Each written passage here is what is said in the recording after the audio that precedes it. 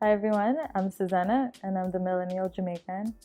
And today I'm in conversation with two brilliant Jamaicans who are doing such great work in Jamaica. And we covered so many topics. And of course, an hour is not enough time to cover everything that we wanted to talk about in Jamaica. But we did a great job. And I hope you enjoyed this conversation as much as I did. Hi, guys. Thank you for being here with me. I really appreciate it. I'm excited to hear from you guys today. And we could start with short intros of each of you. Yeah, come here, can go first. How you doing? How you doing? My name is Kamir Ricketts. I am from Montego Bay. Went to Herbert Marston. I'm now a PhD candidate in computational biology, and I'm also the founder of a mentorship initiative and platform called Minds of Jamaica. That's all you're gonna give for an intro, come here? You do like 5 million things, and that's all you're gonna give for an intro. Well, I did say short, so. You did say short. Okay. All right. Well, hi. My name is Katie Francis. I am a lot of things in the digital space. We don't have time to list them all out here, but I get thrown online.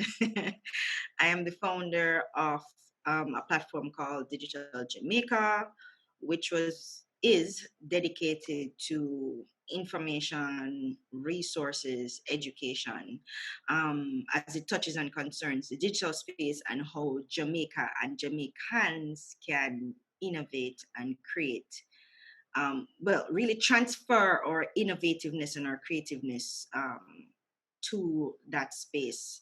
And because of that, I've been doing a lot of things towards that end, including this digital disruption agency thing that you guys are seeing on the screen. That's a new project that we have coming out shortly that you'll hear more about. Thank you. And whoever wants to go first and start speaking. Are you going to ask the questions? Because I don't remember what they were. I can ask them in the background and yeah. Okay. Yeah. So, how have you witnessed your country change, Jamaica change, for the better or worse over the last few years? And what are some of the changes you'd like to see economically, socially, culturally, etc.?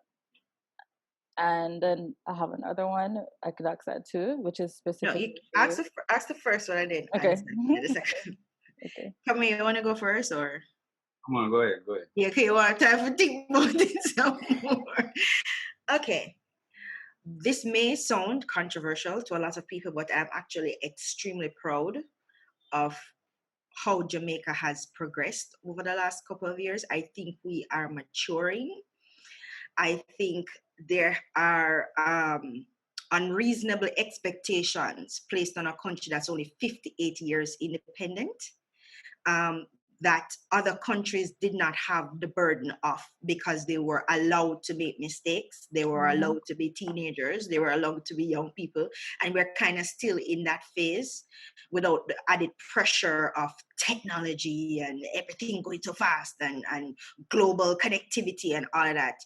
Is almost it's akin to having a teenager growing up right now with all the issues surrounding employment and issues surrounding housing and what is the Jamaican dream now and all that. It's that kind of pressure Jamaica is under in terms of being a very small state in this very huge global space, competing or having to compete with way more established countries that are 200 odd years old, still effing up still. And I think if you look at it in that light, I think we're doing pretty well. I think Jamaica is one of, and you're going to get a lot of cliches from me today, one of the biggest little countries in the world. For a country that is so small, we have a huge international brand. A respected brand, despite everything people want to say about Jamaica. Jamaica is still a very respected brand. It's a very loved brand. It's a very fun brand. It's a brand that is respected for its culture. It's respected for its academics. We have excellent academics. We have excellent artisans and artists. Our art is world renowned, or music is world renowned, or I don't know what emanates from Jamaica that's not world renowned. Argue with your mom, okay? I don't know what emanates from Jamaica that is not just of exceptional quality, and that is a testament to the people of Jamaica. And because of all those things, and I'm very sentimental and I'm very patriotic, and so, and that's always my perspective when it comes to Jamaica. Do we have problems? Oh, yes, we have lots of problems, but I think we are gradually beginning to have more sophisticated, wholesome conversations as to what those problems are and how we're going to address those problems, even if the addressing those problems tend to get delayed because of politics, whether it's internal politics or external politics that affect us and we can't do anything about it. The funny thing is that these conversations are happening in the most unexpected place, Twitter, and on other social media platforms, which I particularly think is a good thing because I'm a social media cat. So I actually think this is a good thing because now more Jamaicans are able to add their voice, and pressure is being brought to bear on government to actually step up and act like them have some sense. My proudest moment has been how we've been responding to COVID. I'm not going to lie. I think we've done a hell of a job containing something that could seriously decimate us. In fact, I think we've done a better job with COVID than we've done for past hurricane seasons. The preparedness, like we went into overdrive, and what I was particularly impressed with was the response time. That response time was fast. They were on it. They had systems set up. Now I know that Jamaica has a disaster preparedness plan through ODPEM and NEPA. I didn't and I think they have done a better response with COVID than they have done with. But I was proud of that. I am proud of that. I'm proud of the government, how they've been responding. Now, are there things that they've missed? Yes, because it could have been better managed in terms of infection rates and whatever if certain things didn't happen. But you can almost understand it because we cannot afford to go in a complete lockdown. We don't have the luxury of that. We don't have the resources for that. The country can't just shut down, everybody go and go sit down. We starved to death, literally. So economy had to happen, trade had to happen, business had to happen. And it was a very delicate balance that other countries, surprisingly major countries, have still not yet gotten the hang of. Look at the United States. I'm just y'all in the States, but look at y'all. Y'all ain't handling this very Our well. allegiance is with us. And y'all got money. Y'all not handling this very well. So I am very proud of Jamaica for how it is handling it. I'm looking forward to see what they do next because COVID not done. So I'm looking forward to see, what, and I think history will be very kind to Jamaica in this period in terms of how well we've managed it. And that for me, and why I'm bringing that up is because it's a sign of the maturity that I'm talking about within Jamaica and Jamaican politics. Because there were so many instances where it could get extremely tribal, and then when it gets extremely tribal, it causes a chokehold on a lot of things, and things don't get done. But people moved out of the way. They were still talking their mess and acting a fool and getting silly. But for the most part, people moved out of the way and allowed the government to do what they needed to do. And for me, that's a sign of maturity. It might sound a bit naive. I'll take that, but still. Culturally, Jamaica have a problem culturally. Jamaica is the culture in the Caribbean. Yeah, I said it. So, Jamaica for a long time has led, I think, the whole Caribbean culture. A lot of people think Caribbean, they automatically think Jamaica, and that's for a reason. I don't think that is unwarranted, and I don't think that that sentiment came about frivolously. I think Jamaica has worked really hard, whether intentionally or unintentionally. I I think it was mostly unintentional. It's just how we are as a people. We're very vibrant. We're very lively. What's the word? What's more? What can you say? It's like super times 45 million teen training thousand. What's the biggest number? We're super creative. It's crazy how creative Jamaicans are. How we can take regular things and make it into these extraordinary things. How we tell stories, I think, is super amazing. How Jamaicans tell stories about themselves. And this is why I'm so into this whole digital space, because I think we've really gotten in that space, and it has really allowed us to be able to tell our own stories. And it is so important that we are the narrators of our own stories and authors of our own stories, because for such a long time, the story of Jamaica was being told from the white gaze, from external people, from our colonizers, from people who had this romantic kind of love affair with Jamaica. It wasn't a real relationship, it was just an affair. They will fly in and they'll be on the coast, and oh my God, or the we call those investigative journalists who wants to win some prize for something, come here and get into the grit and the crime. So it's almost as if these two very polar opposites view of what Jamaica was, this ultra luxury island paradise, or this crime infested hellhole. And I'm like, there are people in between those areas. There's a lot of gray, a whole lot of gray in there. And now that we're able to tell our stories, you're seeing that come out, and you're seeing the nuance, because these stories lack so much nuance. And you're seeing the nuance, and you're seeing the complexities of life in Jamaica. And I'm happy about that. Jamaican creatives continue to amaze. Jamaican athletes continue to amaze. I mean, we've got the best ones. Continue to amaze. Our academics continue to amaze. Listen, you're not going to get me to say a lot of negative about Jamaica. I've never looked at my country that way. Never looked at my country that way. And again, call it naive. I'm cool with that. Call it ultra patriotic. I'm even cooler with that. But that has always been my view of my country.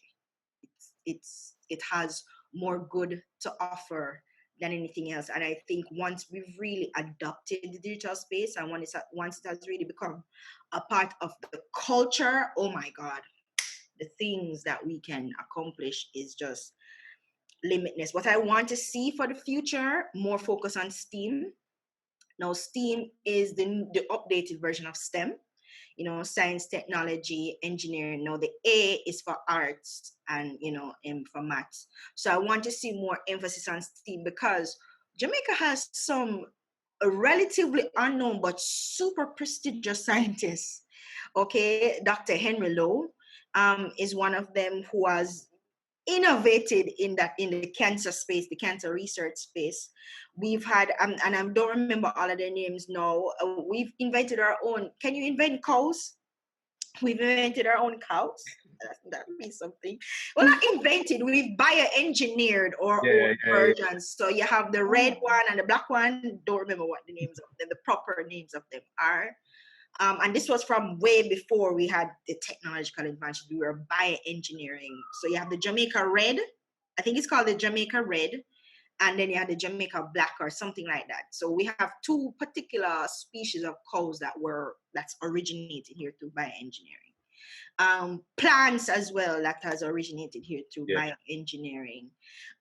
So what is it called? The Jaipur leg? The Jaipur leg.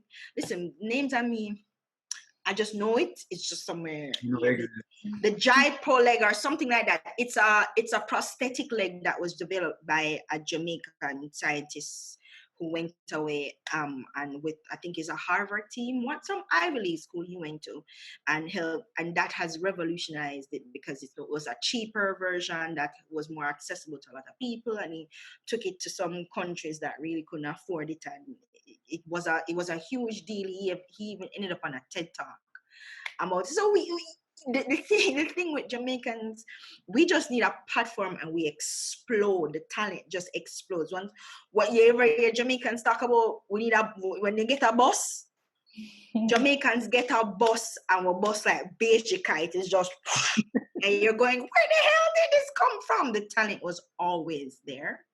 The talent was always there. It was just for people to discover. Look at Kamir. He's sitting right here. Buy or something another with computer. 10 years ago, that wasn't even a thing. So he's one of the people who are almost pioneering that field. It's a very young field and he's in it and he's pioneering it. And he's a Jamaican. Jamaica enough. We're in everything. We're all over the place. We're in a things where people don't even know that we're in until years after they hear, oh, that was a Jamaican American. It means he was Jamaican. Because once I'm saying Jamaican American, it means him in America for 2 months and him go do the thing and all of a sudden he's Jamaican American. It's all America, babe. It's fine. If it was a crime, it would be completely he's Jamaican. That's fine. We understand the politics of that. But more focus on STEAM, getting our children to think outside of whatever limitations that we've traditionally placed on them. The lawyer, the doctor, that's fine. You'll never not need a lawyer. You'll never not need a doctor. These are staple and traditional careers that will evolve with time. They will never go away. But there's so many other ways that you could practice law technologically, using technology. So many other ways you could practice medicine using technology. So everything is going to be infused with technology. We are in the technological industrial age. This is our industrial age right now. We've long passed the revolution and we're into fluxes, evolutionary fluxes. And once Jamaica realized the part that they can play, now I think we're still trying to find our footing to see, okay, where do we fit in this thing, because it's already way ahead and we're really just discovering it in a way, in a sense. I think once we find our footing and once we start getting opportunities to show what we can do, like for instance, you have Jamaicans now who are being recruited heavily by tech companies. I had one on my radio show last week, Joel Dean, who he's now on WordPress recruitment team, actively recruiting Jamaicans and other people from the Caribbean into these spaces. You have Javon Davis, who's working for Apple. And so once we start getting in these spaces, we'll always bring the excellence with us. And I think it's just going to evolve more and more over time. We're doing hackathons and in high schools. Jamaican high schools are kicking ass in the robotics space and the mechanical engineering space. So the potential is there. You have people like Yakini Wallen Bryan and Christopher Gale and all of these people who are tech prodigies, they're using the online space to really push and put stuff out. And listen, I'm over talking because I get excited about this thing. And Kamir was right. I could take up the time by myself. But this is why I am so proud of us as a people. We never stay down for very long. In fact, we never go down. You can try, but we never go down. And we're super resilient and we're super talented. And I'm proud. I'm particularly proud of us for what I see are more qualities than anything else. Yeah. Thank you, Katie. And I mean, I guess for me, just to piggyback of what Katie was saying, I do think a lot of how Jamaica has changed over the past few years is tied to like our progress digitally, right? The digital space, the internet. Because I remember as when I was in school, DSL just come about. I still can remember that, and I remember being like one of the only students in like my classroom to be privileged enough to have like internet and a computer. So I would end up doing some of the assignments in Word for friends of mine, or design and stuff. And as more people get access to these avenues, you realize now, more people can circumvent the traditional gatekeepers, the people who decided who get to go, who get to say what things publicly, who get to pursue or get certain opportunities. Now we get a platform where we can circumvent these things, and you see that now, lead to things where a lot of tough conversations, say around child abuse or sexual abuse, stuff like that is happening in Jamaica in public spaces. It's stuff that probably years ago would not be taboo. and the cars is taboo. But now a lot of the younger generation, as they grow into their own voices, they know that they have a platform now that they can kind of bring awareness to these things, and they don't have to rely on certain gatekeepers to decide that, hey, this is worth discussing, or this is something that should be spoken about. And I think that is a huge part of where Jamaica has changed in the past, over the past couple of years. And as we grow, we use this platform to even educate more people. So something like investing, like I always think about the Jamaica Stock Exchange, where now you will see say a lay person discussing investing and that kind of stuff, where before investing in companies or stocks or that kind of stuff was very much like a niche thing that the uptown elite business people get to participate in. Like the average person don't really get to participate in something like investing or a concept of investing, where you can go now on the street, anybody, your virgin, your friend is discussing stuff about, what should I hold, should I sell, should I buy, like all these kind of things are things I think just a couple of years ago would not even be seen in Jamaica. And that's something that I'm super proud of. I have a lot more women entering spaces that have been traditionally male dominated over the past years. I think all of this is in a large part due to technology and access to those information, and access to streams where you can learn to be free thinking, learn to be independent in your thinking. And that's something that a lot of Jamaicans just did not have access to over the past couple of years. And then a lot of young people I meet nowadays are so entrepreneurship focused, are driven, are business driven and business minded. It's crazy to me. Like, through my Jamaica, I get to engage a lot of young students now, and it blow me away every time they already have a website. They're working on a website to do food delivery, or they're working on a blog to kind of share their thoughts, or going to writing and so on. And I remember, and this is high school.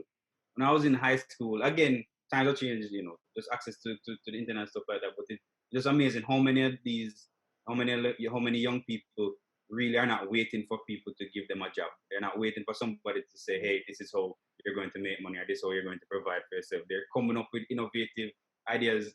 To me, it almost seems like every young person in Jamaica now have their own brand.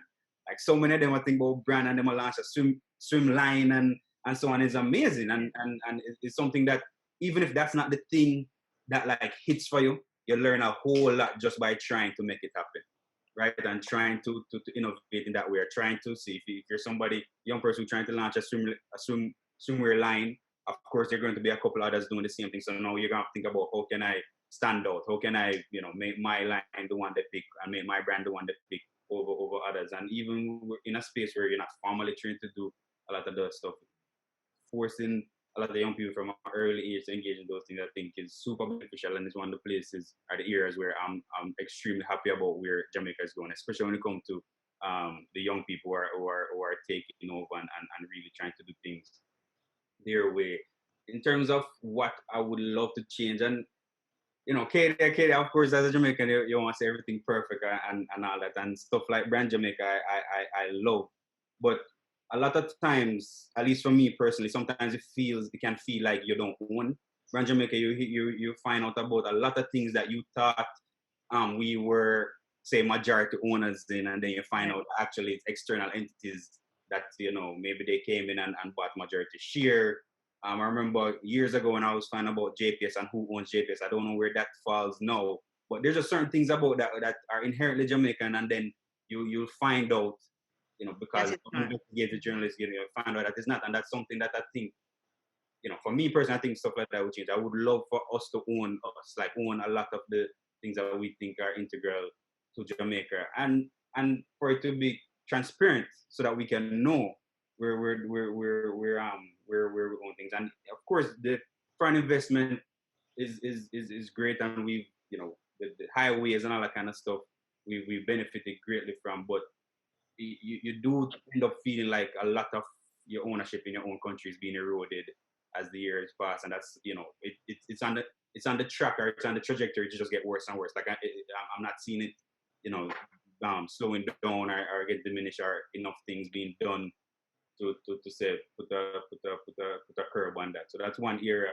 I really think I would love to kind of think of, and also from me, when it comes to just execution, I think in Jamaica we have we have so many entities that always announce when they plan to do something. And this is something I've seen happen time and time again where, this entity is committing to help this area or committing or we're planning to do this. And there's never a follow-up information about the execution, about what actually happened.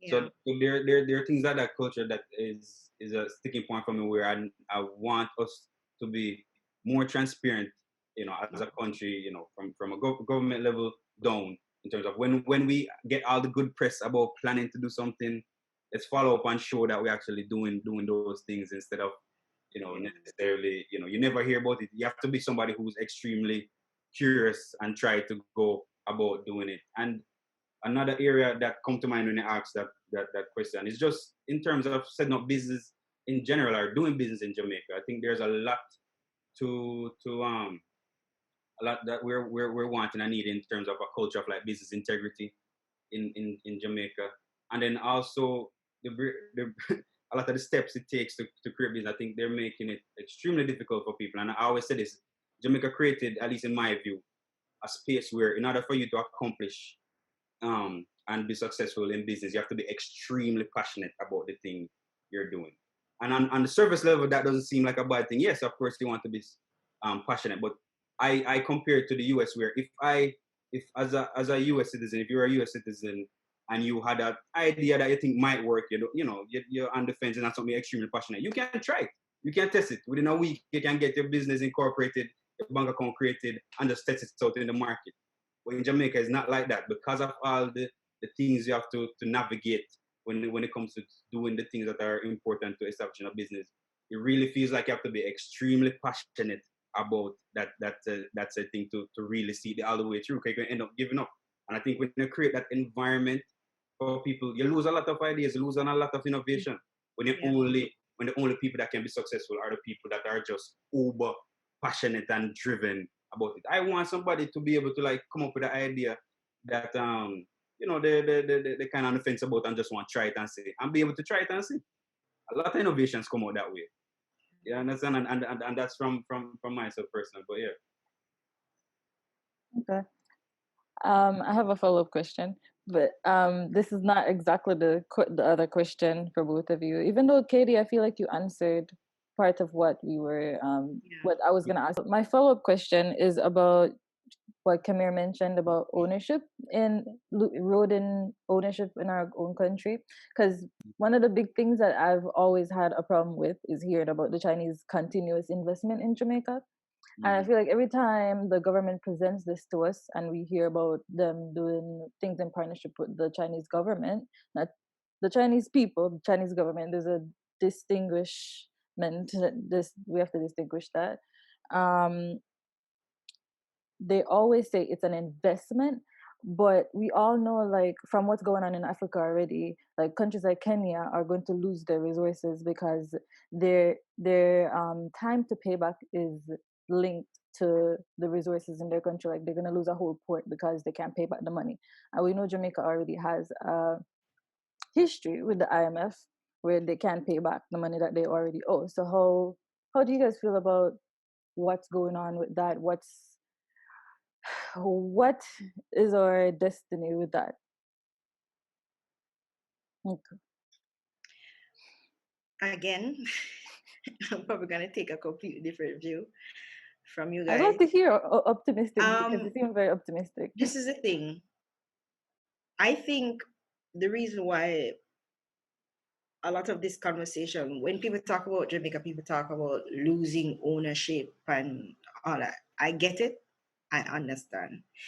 But that's why I started out. I prefaced my first statement by saying Jamaica is 58 years old and it's growing up in a really weird time where it's almost as if we don't have the luxury of time to grow. It's like, you ever hear Jamaican talk about hurry come up? We literally have to be hurry come up. We do not have the luxury of time to sit down and think, not to say to sit down and think things through. That's not where I'm going. We don't to luxuriate. We don't have the time to luxuriate. You know what I mean? We have to make decisions, and sometimes those decisions we end up regretting Sure, they seem great in the first instance, and then when we really think about it, maybe not so great. But I am of the opinion that a lot of what is being done because who the powers that be maybe feel like, okay, this is something that Jamaica needs to do to get to a place, to get to the place where it needs to get, so we can start doing certain things. Do you understand what I'm saying? I think the criticism has been unnecessarily harsh where that is concerned. I think it also lacks a bit of nuance as well. We're not Kenya. You know what I mean? We're not Kenya in that sense. And before it was the Chinese, it was the US. And before it was the US, it was the British. That's what happens with small countries like ours. We tend to not have the kind of economic power, socioeconomic power, or even global status to be able to successfully fend off certain things, unless we're going to take the Cuba route. I'm sure you guys don't want to take the Cuba route, because there's a difference between trying to balance a democracy that has to operate in the world with other countries who are also democratic. So we have to choose certain things. We don't have a lot to choose from. So who is it? Is it, what's his name? That talks about the three kind of states. You have the despotic state, you have the democratic state, and then you have the whatever. So we have to choose what we want to be. It's either we're going to go real, total despotic kind of thing, and we have to ration and you can't do this and you can't do that, and limit civil liberties and freedoms and stuff in order to tighten belts, and so we can say no to the man. Is that we're going to do that? Because we can do that, I guess, although I don't know which Jamaican you're going to get to listen to anybody. So we can do that, or we can try to do the Democrat. We have always been a democratic kind of country, even more so since independence. You know, we've and if you think about Jamaica's history, we've always been on the right side of history when it comes to democratic issues. We were one of the first countries to say, oh hell no, apartheid is not, we're not doing that. We were one of the first countries to do that. So we do have that kind of history, but we are a small country playing in a huge world, and we don't have a lot of say in what happens to us, and that's just the truth. You guys, you live in the States, and it's a completely different ball game. The States is like the big man on the field, and they get to push around the other little guys, and the only time the other little guys get to respond is with violence, because that's what the state responds to, violence. Jamaica can do that or not. You see, you get what I'm trying to say? I don't know if it's coming off or I'm actually intending to come out. The point I'm trying to make is I think we're doing the best with what we can do politically. We need to take into account the pressure that is brought on Jamaica politically, even with something as simple as FISA. Remember FISA, the thing with the banks that talks about PROSA. Oh God, You mean the pharmaceutical company? Pfizer? No. So PROSA is I'm talking about the Property Rights of Spouses Act, something completely different. I'm talking about the Money Laundering Act. Oh. And there was a new rule that America, I think it's called FISA, the FISA laws, where you have to, certain banks have to, because this is the thing, we do a lot of international trading, or banks do a lot of international trading, you know what I mean? Mm-hmm. To be able to do that, we had to conform to the rules of FISA, and that is causing problems and will cause problems, especially since recently the court threw out a lot of the new rules that came with the Money Laundering Act. the court kind of threw it out, especially the ones that says that lawyers have to report where them client get money from. The court completely threw it out recently. So you see the things that we struggle with. We are almost forced to conform with international laws and conventions, and smaller countries tend to be in that position where they're forced to conform with international laws and conventions or laws from other countries that we have to do business with to survive. And then how it translates locally is it causes a whole heap of problems.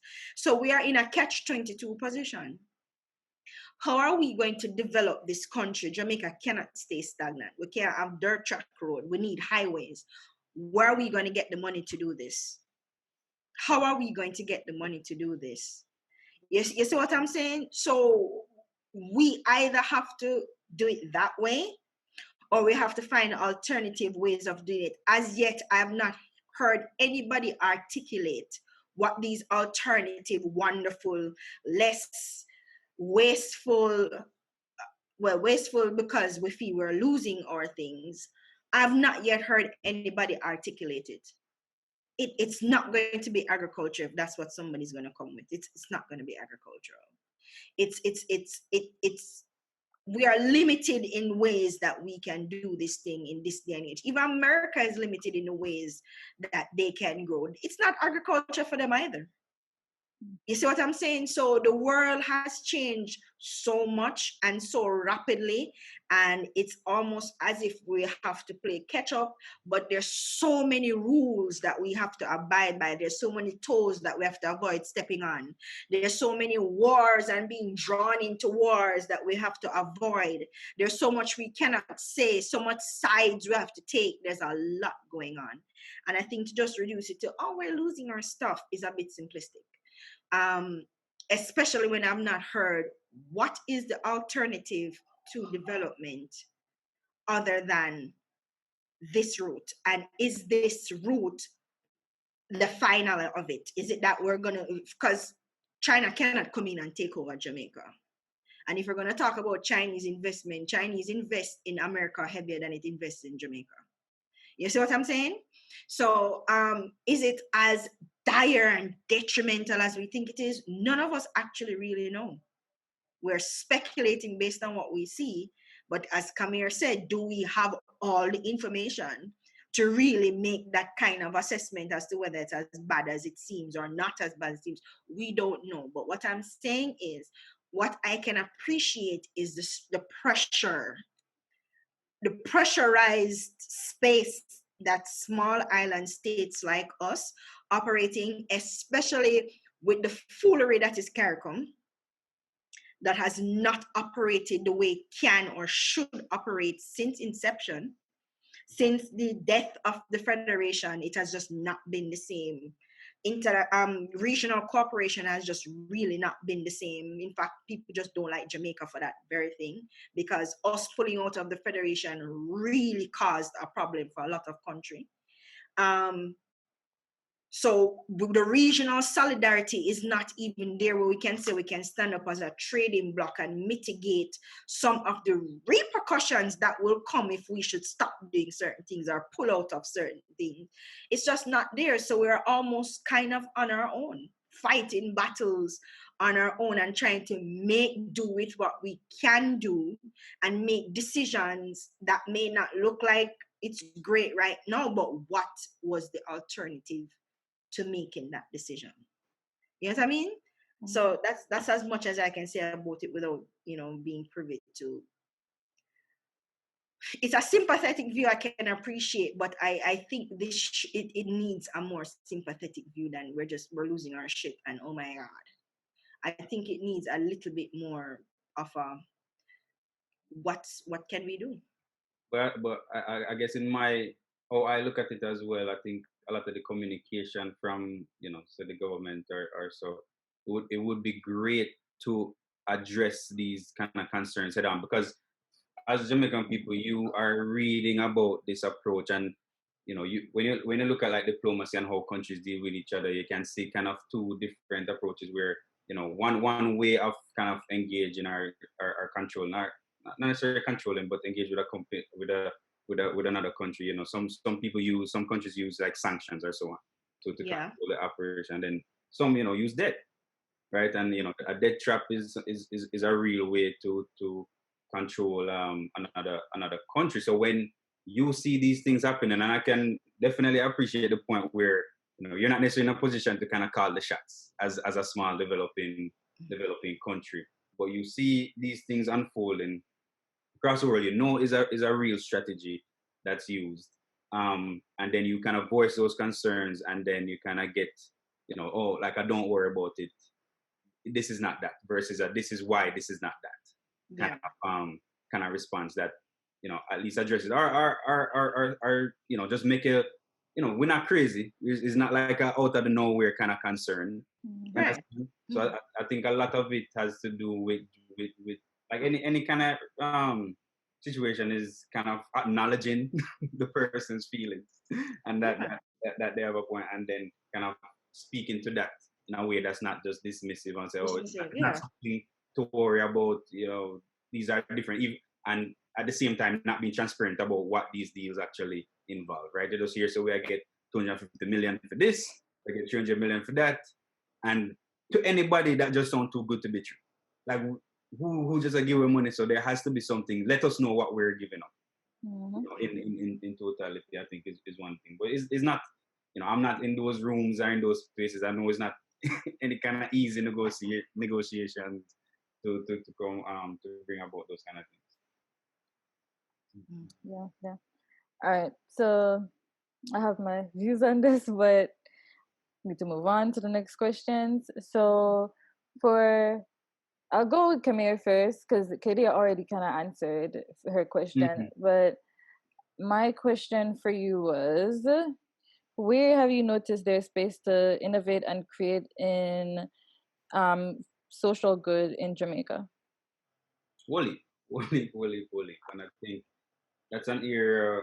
One of the first things I'll say is that when it comes to companies or nonprofits trying to do social good, we really have to expand the ways in which we do that. Yes, the back to school drives are great and helpful and important, but even moving past that in terms of like, how can we increase access to things, whether it be access to running water, access to education, access to all these things, and kind of incorporating, trying to look at a lot of countries are doing really amazing things. And I think one thing we need to be, you know, more cognizant of is in the social good space, looking at how countries are tackling a lot of these problems and implementing it. We're good at doing that in other areas, you know, music, food, we incorporate, we look and we grab fashion, all that kind of stuff.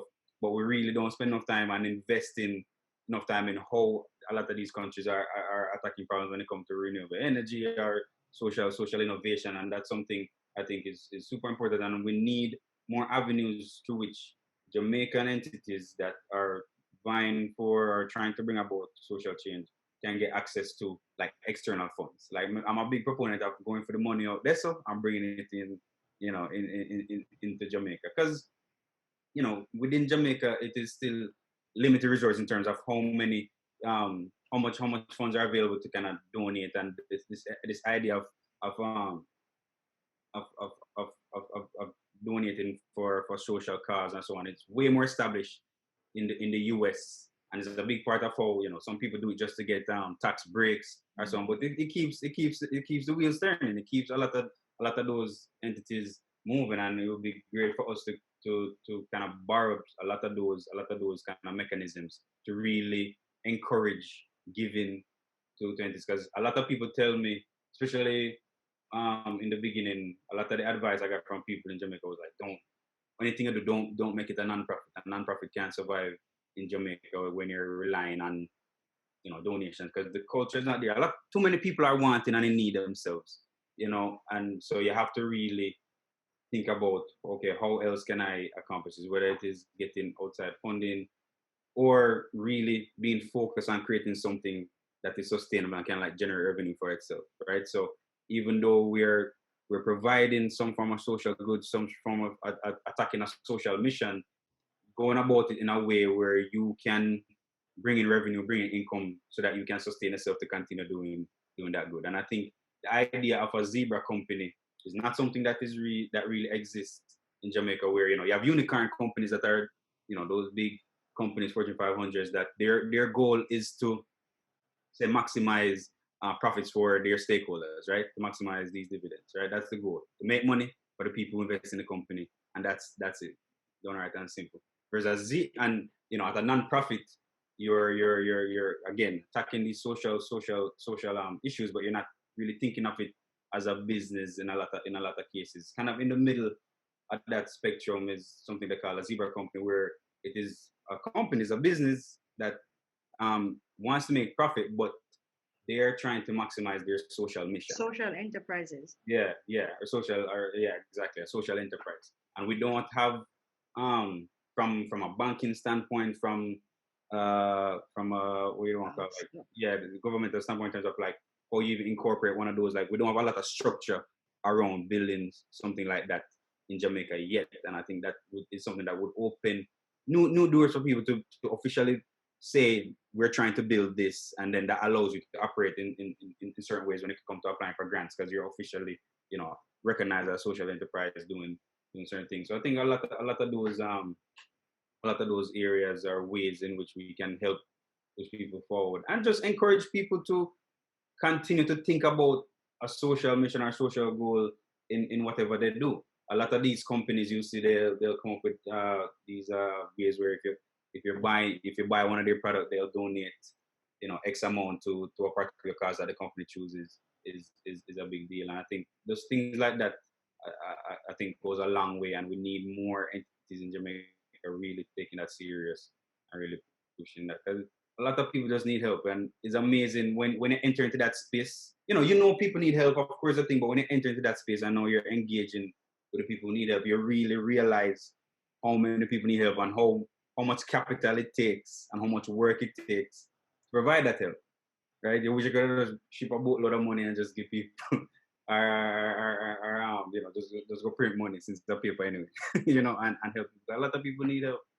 So we really have to be creative. And I definitely think looking more, having, I don't know if we need like a consulting firm or somewhere that can help a lot of Jamaican, small startup Jamaican social enterprises or nonprofits get access to a lot of these international grants and so on, because that would help a whole lot in terms of pushing their causes forward. All right, Keria. I feel like these things, each of these topics could take up whole talks. Yeah. Yeah, because I'd love to delve more into Minds Off with Kamir, but all right. So, where have you noticed, Keria, there's space to innovate and create in Jamaica's digital space / media and communications? First of all, totally agree with Kamir. And I'm gonna go in the same route. There's a problem I have with Jamaican creatives, as awesome as they are. They tend to be very repetitive, meaning that once we realize that one person has done something successfully, everybody jumps on that thing and is not jumping on it and elevating it and taking it to the next level. It's just jumping on it and doing it. And I have seen where other persons outside of Jamaica have taken that same thing and completely transformed and elevated it. And I think there's always room for that. For instance, I always talk about the whole, Jamaican craftspeople, especially those who make the copper wire jewelry. Very popular in Jamaica, right? But I've seen where persons have to take that same copper wire jewelry making things to a level where you're like, whoa, this look like something where you'd go to like a fancy bijou go buy, because they have so elevated that element of the thing that it and so transformed it that it's still the same thing, but how they make the jewelry, whatever, is completely different. So in that way, I wish we were a little bit more imaginative. What I have taken it upon myself to do is send people pictures and stuff and go hint. So in that way, I think we could, be a little bit more innovative by elevating our art and not just keep repeating the same kind of thing over and over. And I know people in the creative space gonna kill me for this, but um, I've seen some people do it by taking it digitally. There is, what's her name? About Nat Live, Natalie Cunningham. She has really made a splash, she has really made a space for herself by with digital art. Of course, we know Lexan art. Everybody knows Lexan art, and everybody knows Tash Francis. So there are persons in the space who are like next level. They're always next leveling.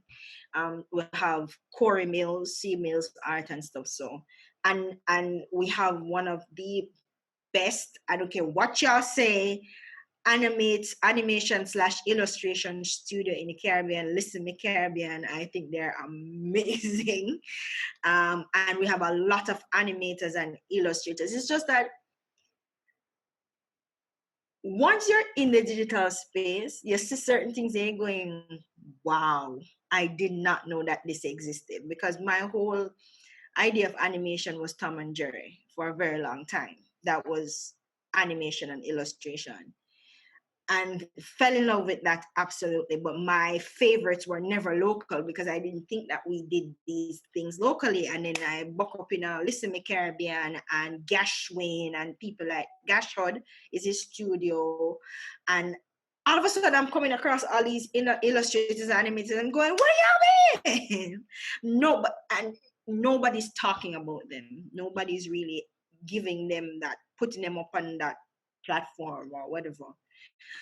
So it's not that innovation is not here in the creative space. I just think that the more innovative you are, is kind of the less people talk about you, which is strange, because we're so used to sculpting, and we're so used to painting, and we're so used to particular forms of art, that when other non-traditional forms of art come in, we don't really give them that same kind of space.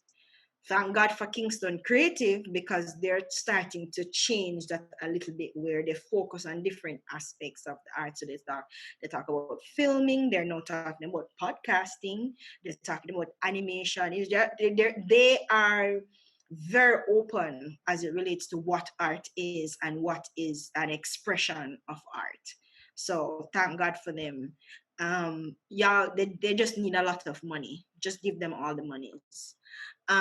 As it relates to that. And of course, I'm going to talk about digital, because that's kind of my thing. I think we can do so much more in that space, and it is such a awesome vehicle for what I call digital earning, because you have people like JNL Comedy. You have so many Jamaican comedians who have come up through the digital space through their own efforts. Funny as hell, you'd have never heard about them if they must start up a local YouTube channel or on Instagram or Facebook.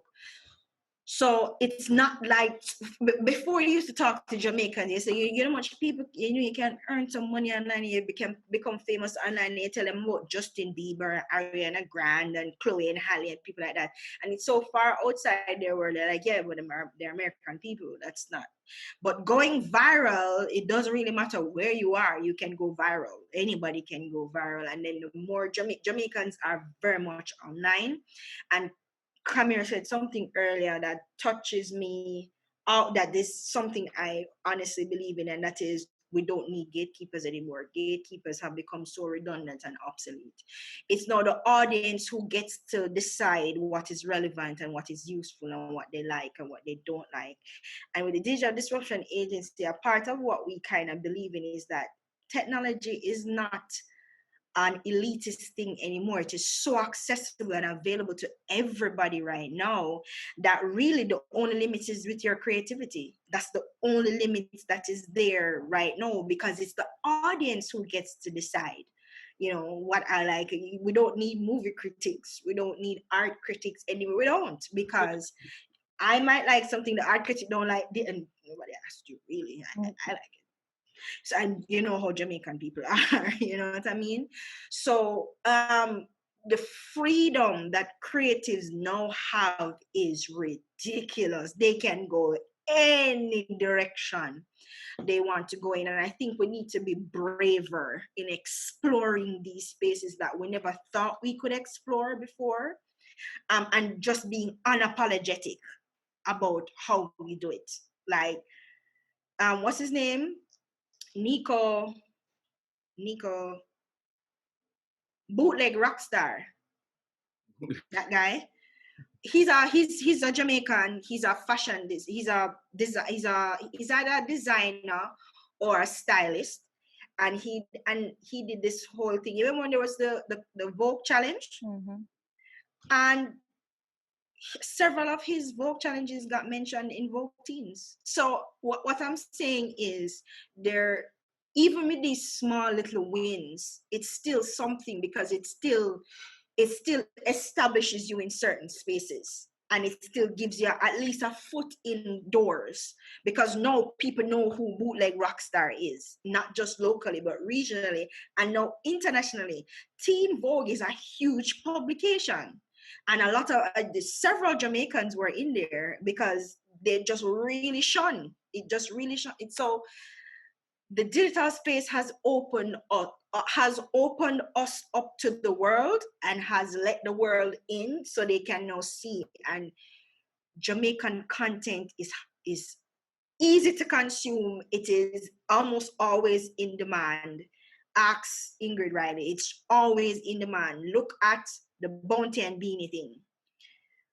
Broke versus Record, still one of the highest viewed versus, if not the highest viewed versus battle to date. Still one voted. I see versus did a poll the other day, and it still came out as the best versus to date. And this was not just with local people. Same thing with Sunsplash. No, what was it recently? Not Sunsplash. Oh, Sumfest. Sumfest broke records. No, this was the first Sunfest I've ever been to, because God knows I can't hold on, right? This was the first Sunfest I have ever been to, and it smashed records. So I think we're slowly beginning to realize that, so this digital thing can be a thing. All right. And I think we're slowly starting to get our mind around it, because as we keep saying, the future of everything is virtual. Everything is virtual. There's no skill that you cannot transfer to the online space, even if it means not presenting that skill in the way you present it, if it was a face-to-face kind of thing. But there's no skill that's not transferable online. And I think the more confident we become in the space, and the more we realize how much we can do and get away with in the space, and how much we can earn in the space, I think is the more you're gonna see Jamaicans, just everyday Jamaicans, just boss way online. And I'm so looking forward to it, and as much as I can do to agitate it and to usher it in, I'm here for it, because I just think we're that incredible a people, and the online space was built for us. Free. Free, you can do anything on it. Yeah, that's a Jamaica all over it. Okay, so well, guys, I'm gonna stop it here. I'm gonna end it here. Thank you so I could go on, but yes. I know I could go on too, but I had to shut my mouth because it's about you guys. Okay. So thank you so much. Your voices are very, very needed, especially in the spaces that you exist and the work you're doing.